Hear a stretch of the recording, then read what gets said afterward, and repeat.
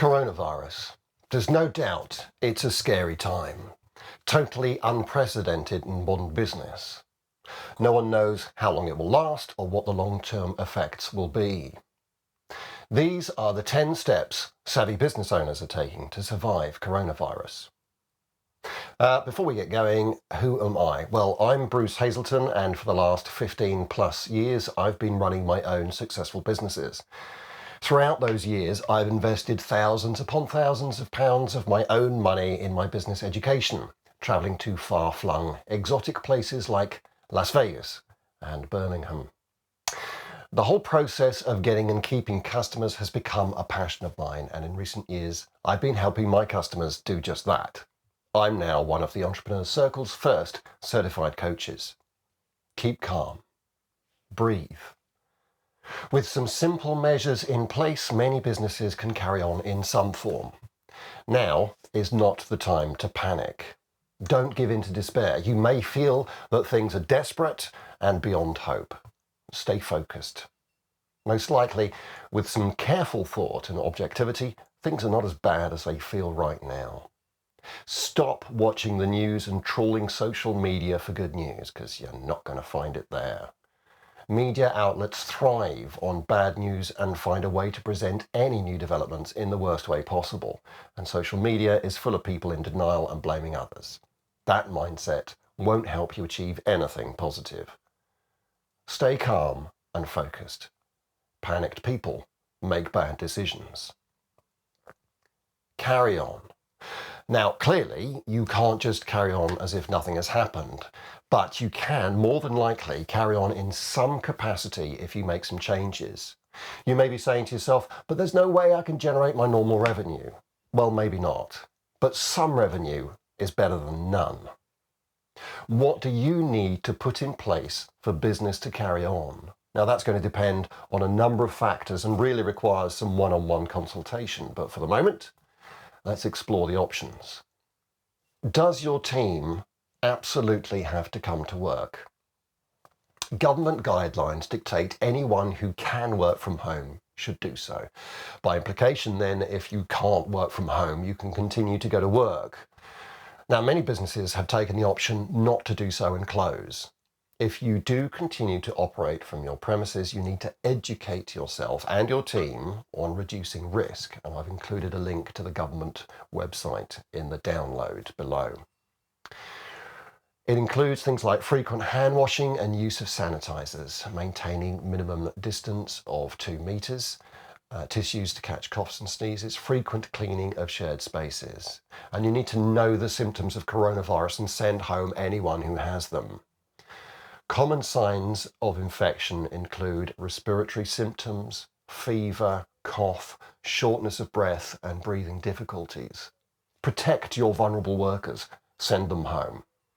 Ensure anyone in a key role trains a colleague in case of sickness or enforced isolation.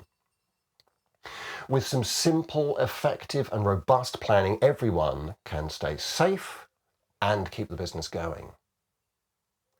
Do you need to go to your customer's property? Now, on the face of this might seem out of the question, but there are still ways this can work as long as your customers want them to.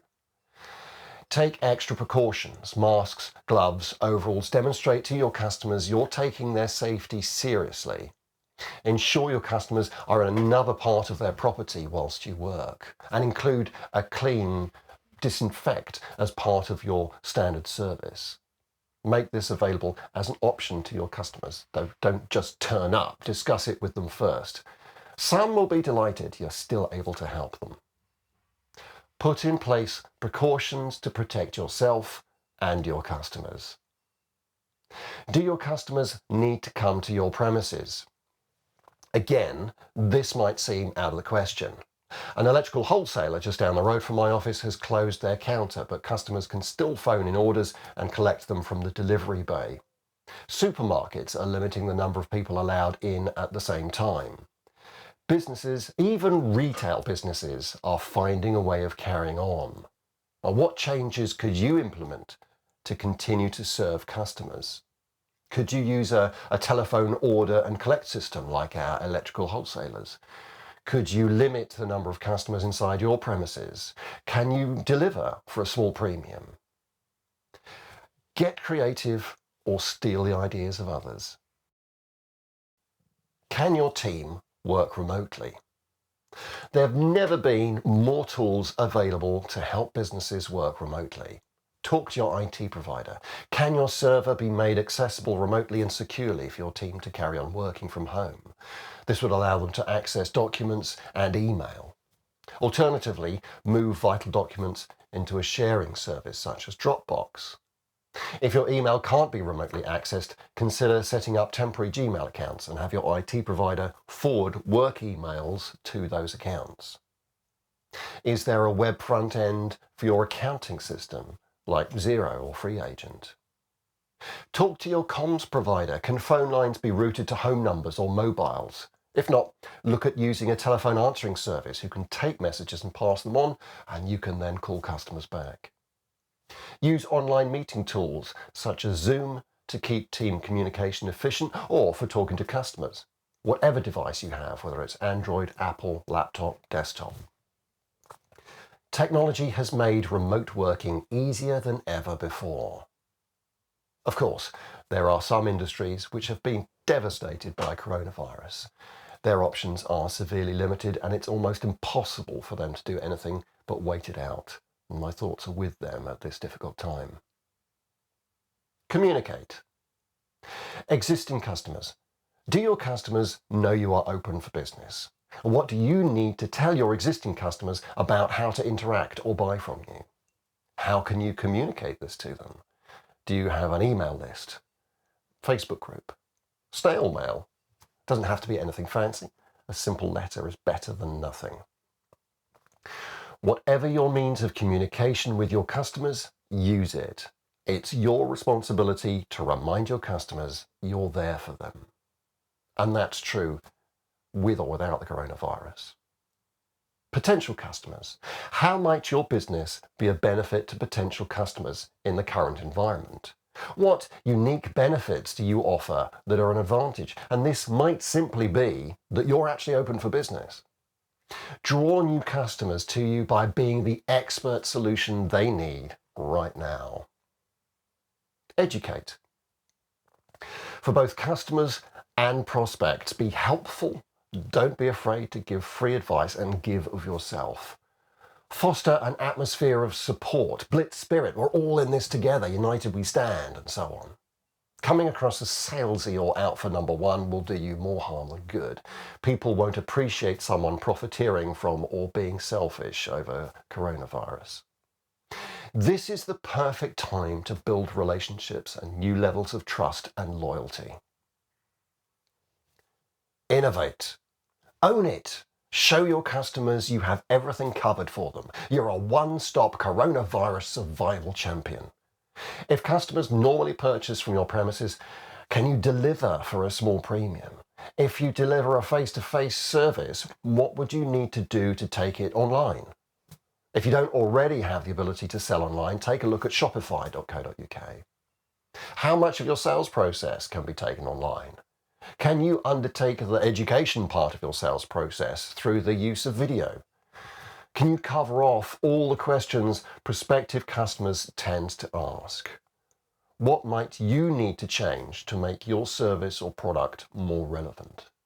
Get creative. Think like your customer. What do they need right now as never before?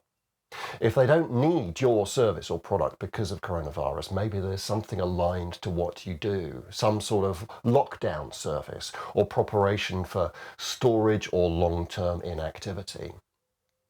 What might your customers have to deal with that you can help with? Now, you may have to educate your customers on what to do and how you can help. Don't be afraid to put your prices up to cover additional costs. If a slight increase enables your customers to survive, they'll happily pay the difference. Remember, everyone wants to survive. Adapt, help your customers adapt. They will remember it and it will create customer loyalty like never before. Times have changed. You need to change. Embrace it and get creative. Cooperate. Extraordinary times demand extraordinary people and extraordinary measures. So do the extraordinary. Reach out to competitors. How can you ride this out together? Talk to your suppliers. They should have put measures in place to help you and your customers through the crisis. By working together, we all have a better chance of a better outcome. Plan ahead. So maybe none of this works for you. You've taken a long, hard look at all the options and there's no way you can continue. Okay, so one day, and one day soon I hope, this will all be over. What happens then? Are you going to slowly awaken as if from a long sleep, staggering, blinking into the new dawn? Or are you going to leap from the shadows like a tiger and smash it like never before? Now is the time to get your marketing and sales systems in tip-top condition. If you really can't work in your business, spend this time working on your business. If you'd like to know more, enter your email address and first name into the form next to this video. Over the next few weeks, I'll be sharing some excellent strategies to get more customers. There's no catch. It's all free and there will be no sales pitch. Of course, if you need help, you can always contact me. Email and phone numbers are on this page. Get help. The UK government has announced several schemes to help us through the economic turmoil, and these include job retention, deferring VAT and income tax, self-employment income support scheme, small business grant funding, business interruption loans, HMRC time to pay scheme. You can find more details in the download, including a link to the gov.uk page. These schemes are available to help you, so use them. Streamline. I've deliberately put this one last because it is a last resort. Now, inevitably, there are some businesses that will struggle in the coming months due to the nature of what they do. I have many friends in the events industry and I know it's been absolutely devastated. I urge you to look at the opportunities first. In many cases, these offer much more potential. If you really can't find another angle, another direction in which you can help your customers, then it's time to pare back, but only as a last resort.